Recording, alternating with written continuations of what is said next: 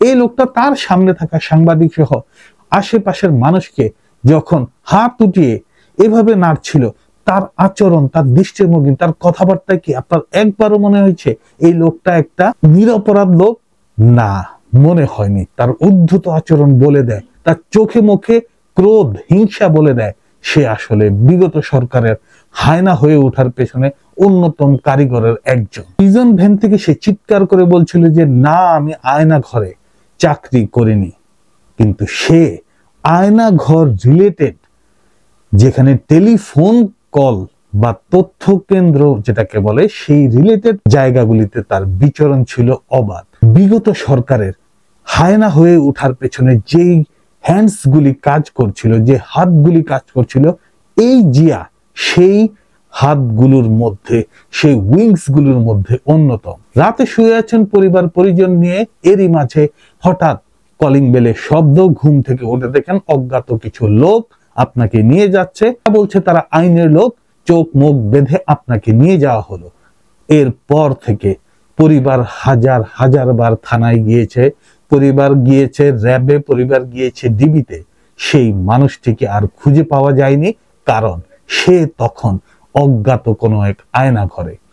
এই সেই আয়না ঘর যেখানে মানুষ তার মতামত প্রকাশ করার কারণে তার ঠাঁই হতো বিগত সরকারের যে কোনো সমালোচনায়।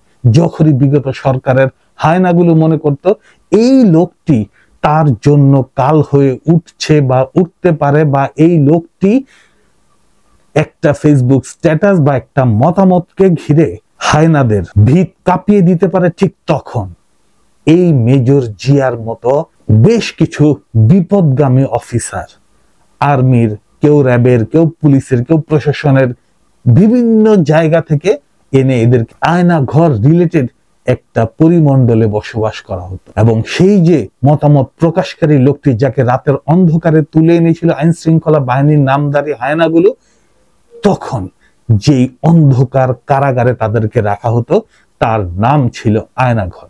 বলা হয় আয়নাঘর কেমন, বিদেশি এক ভয়ঙ্কর জেলখানার নামের সাথে তুলনা করে এই আয়নাঘর রাখা হয়েছে, এবং সেখানে অমানসিক অত্যাচার করা হতো। সেই বিদেশি জেলখানার অমানবিক অত্যাচারের মতো করে এই আয়নাঘর তৈরি করা হতো, এবং হাত ঝুলিয়ে, পা ঝুলিয়ে, ফ্যানের সাথে ঝুলিয়ে মারা হতো, পেটানো হতো, এবং জানতে চাওয়া হতো কি কারণে, কারা, কেন, কিভাবে এই পোস্ট করতে বাধ্য করেছে বা ভিন্ন মত দেওয়াতে বাধ্য করেছে। একদম প্রথম থেকে এই আওয়ামী লীগ সরকার এবং হায়নাগুলো ক্ষমতায় থাকতে, ক্ষমতা টিকিয়ে রাখতে একের পর এক আয়না ঘরে, 3 ফিট বাই 3 ফিট আয়নাঘর, অনেকটা কবরের মাপে সেই আয়না ঘরে মানুষকে রাখতো, আতঙ্ক ছড়িয়ে দিত মানুষের জনমনে।